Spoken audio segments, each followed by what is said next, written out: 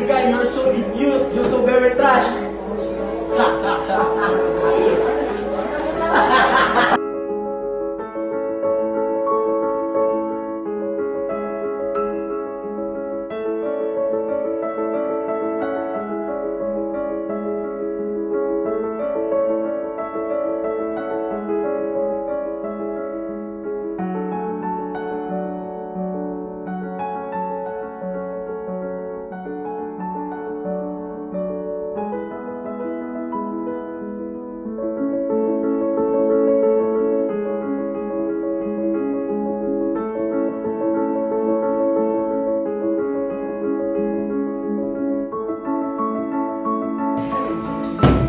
Why you cannot understand my lesson?